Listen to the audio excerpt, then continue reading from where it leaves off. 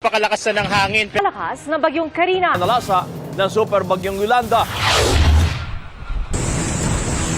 Odette. Malakas na ulan, malakas na hangin. Na tumagal ng maraming oras. Dahil malapit sa Pacific Ocean ang Pilipinas, ito ay prone sa mga mapinsalang kalamidad katulad ng bagyo, pagbaha at lindol. Kasama rin dito ang mga pinsala na dulot ng volcanic activities at eruptions.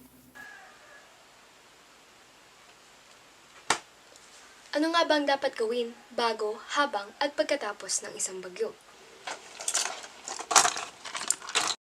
Ikaw pa ba ay merong kamalayan sa nangyayari sa iyong paligid? Kailan ka nga ba huling nanood at nagbasa ng balita? Isa ito sa pinaka-importanteng hakbang upang maging handa sa paparating na bagyo. Manood at magbasa ng balita. Sunod, magplano kasama ang pamilya. Ihanda ang emergency kit, itago ang mahalagang dokumento, at ihanda ang iyong go bag.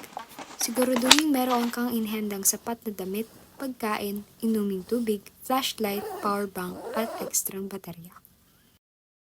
Huwag niyo rin kakalimutan mag-save ng emergency hotline numbers na maaari niyong tawagan kung sakali. Suriin ng mabuti ang inyong tahanan at patibayin ang marurupok o mahuhunang parte nito. Ang mga gamit na nasa baba ay inyong itaas para hindi ito maabot ng tubig.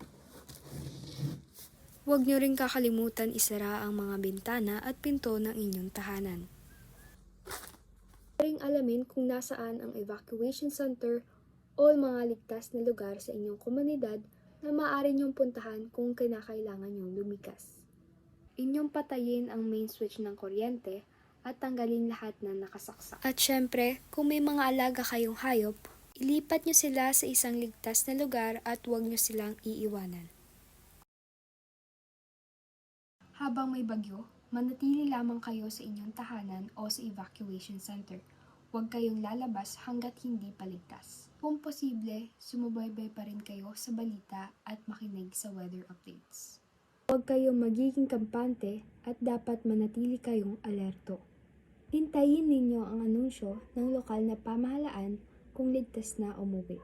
Pagkatapos ng bagyo ay mag-ingat kayo sa mga natumbang puno o mga poste. Maingat sa pagsusuri sa kondisyon ng inyong bahay pagkatapos ng bagyo.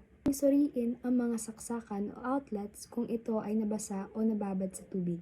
Lamang at palaging tandaan, ligtas ang may alam.